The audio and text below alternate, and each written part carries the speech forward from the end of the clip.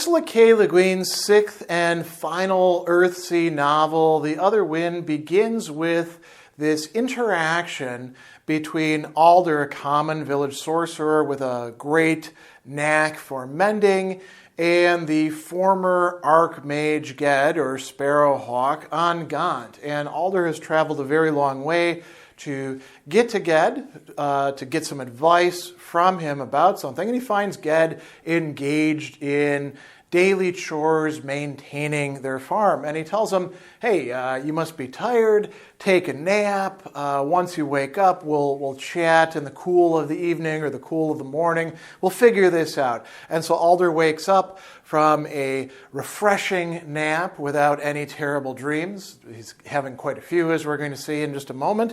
And he finds Ged engaged in watering plants and goes to help him. And they finish it all up, and then they talk, and Ged says that my wife and my daughter are over in Havnor with the king.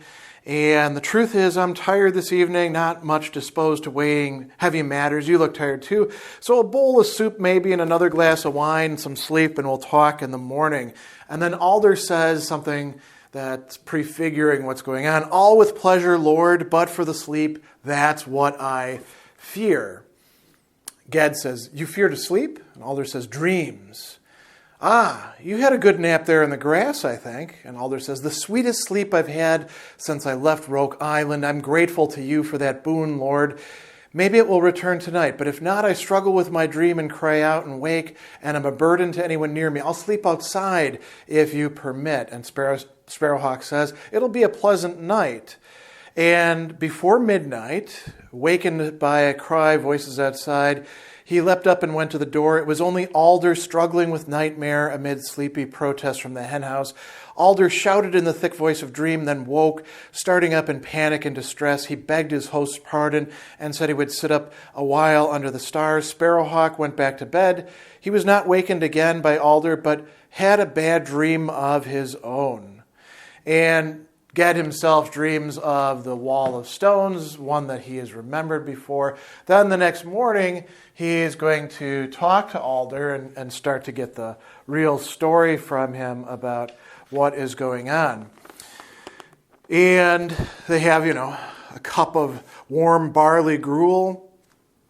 And then Alder says, I will try to be brief. And Ged says, man, we have all the day before us, and I like a story told from the beginning. So Alder told him his story from the beginning. He tells him about his background, being a witch's son from a town, the Isle of the Harpers, and then he learns to become a mender, and eventually he meets the woman who is going to be the love of his life.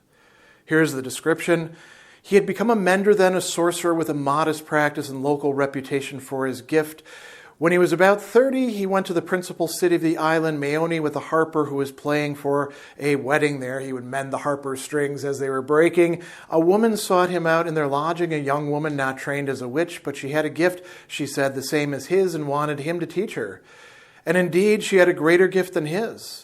Though she knew not a word of the old speech, she could put a smashed jug back together and mend a frayed-out rope with just the movements of her hands and a wordless song she sang under her breath. And she had healed broken limbs of animals and people, which Alder had never dared to do. And here's a beautiful description. So rather than his teaching her, they put their skills together and taught each other more than either had ever known. She came back to Eleni and lived with Alder's mother, Blackberry, who taught her various useful appearances. Lily was her name, and Lily and Alder worked together there and in all the hill towns nearby as their reputation grew. So they practice a craft, something that gets at the very realities of material things, and they learn together and from each other. And through this, a closeness develops. As Alder says, I came to love her.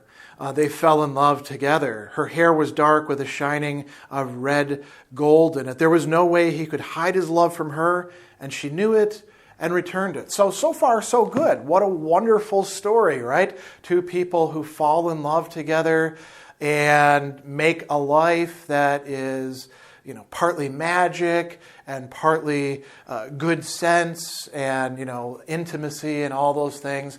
She becomes, they're married, they lived in great happiness for a year and half a second year.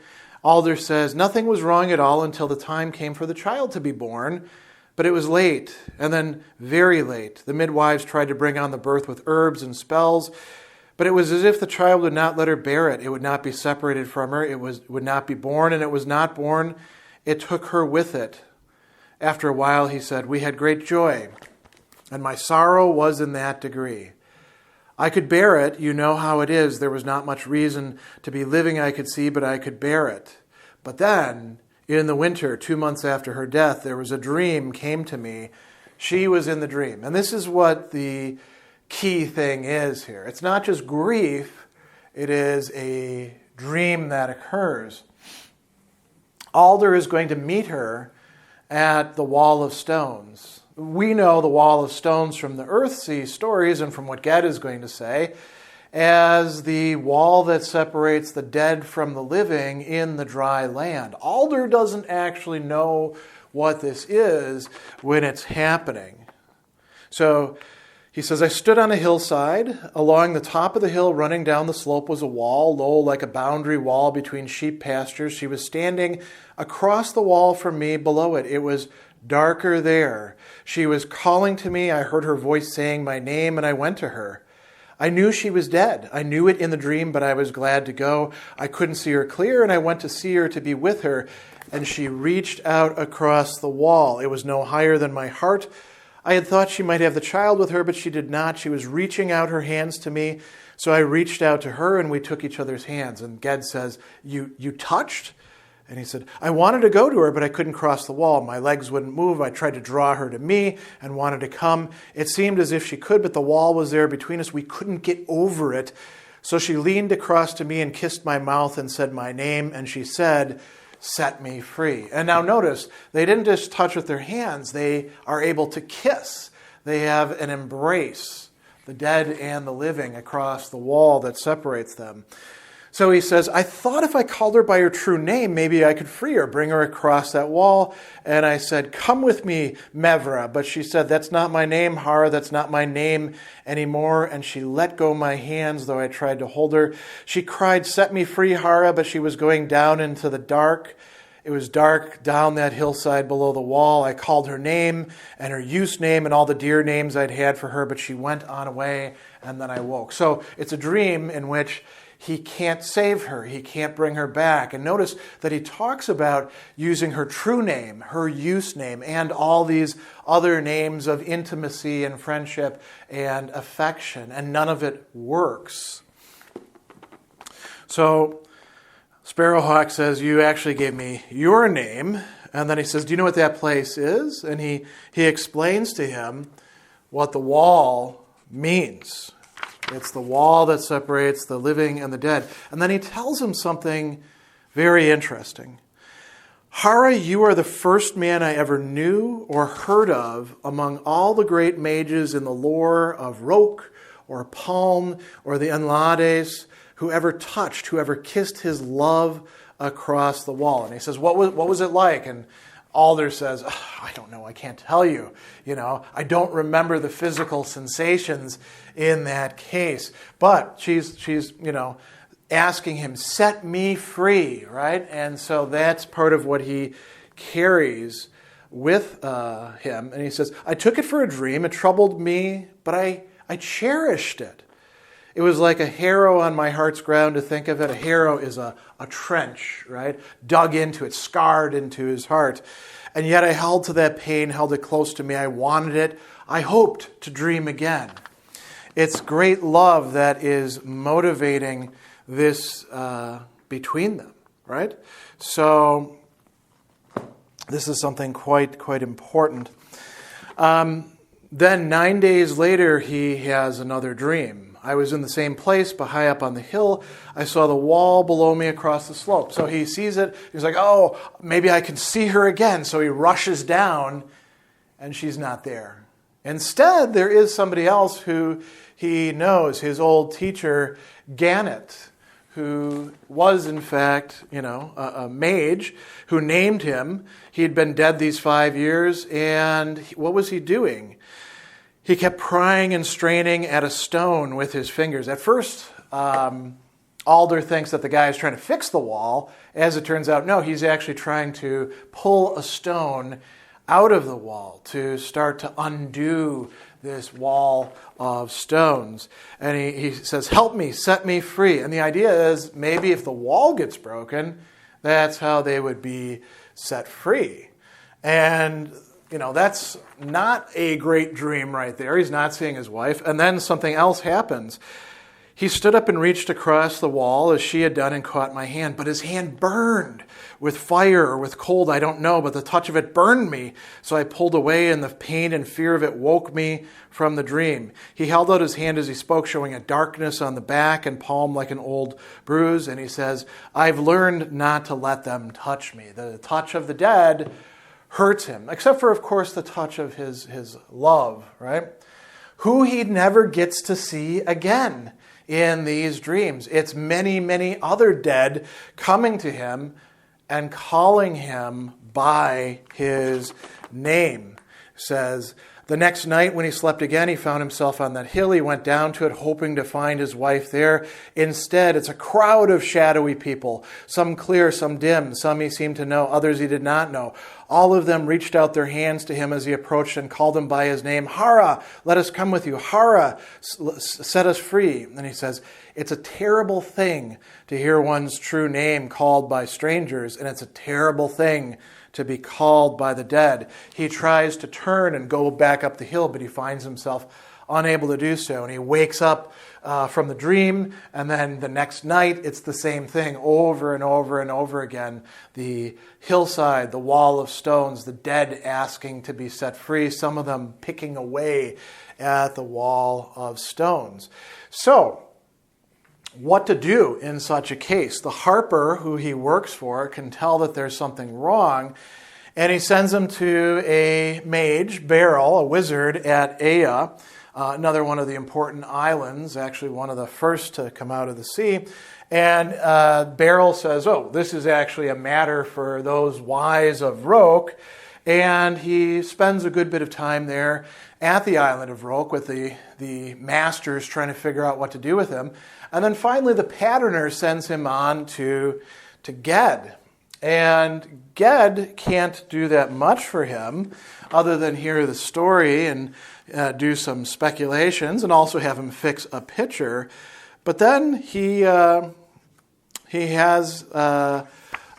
Alder come with him and introduces him to Moss, who now is quite old as a witch. And they decide to get him a kitten. So first they're going to look for a puppy, and it turns out the puppies are all gone. And then he says, what about the kittens? And Heather says, the kittens, little gray had 4, old black, he killed one before we could stop him, but there's still 2 or 3 somewhere around here. She picks up a kitten and throws him at Ged, and it says it instantly bit him. There now, he told it, calm down. A tiny rumbling growl emerged from it, and it tried to bite him again. Moss gestured. He set the little creature down in her lap. She stroked it with her slow, heavy hand. It flattened out at once. Stretch looked up at her. And Ged says, may I borrow it for a while? And she gives it to him. And he says, Master Alder here is having troublesome dreams. I thought maybe having an animal with him nights might help to ease the trouble. And so Moss gives the kitten to Alder. It scrambled up his arm and clung to his neck under his hair, which he wore loosely gathered at the nape. And as they walked back to the old mage's house, the kitten tucked inside Alder's shirt. And Ged then explains a little bit about the wall of stones, but he also talks about why get him a kitten. He says, last night, I was thinking about how witches often have a companion, a familiar. My aunt had an old dog that never barked. She called him Go-Before. The archmage in Emerley, when I first came to Roke Island, had a raven that went with him everywhere. I thought about a young woman I knew who wore a little dragger-lizens, a hareki for her bracelet, and so I thought at last of my otak.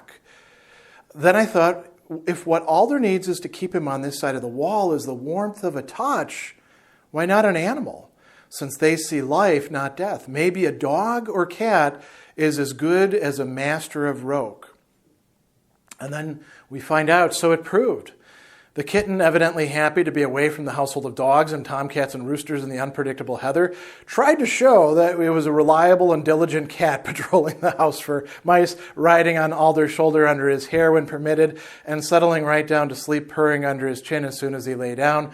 Alder slept all night without any dream he remembered, and woke to find the kitten sitting on his chest, washing its ears with an air of quiet virtue. And this is going to keep him from having those terrible dreams. As it's going to turn out, the kitten will go with him along quite a long ways. He will, in fact, name it Tug, and it will keep him from having these dreams.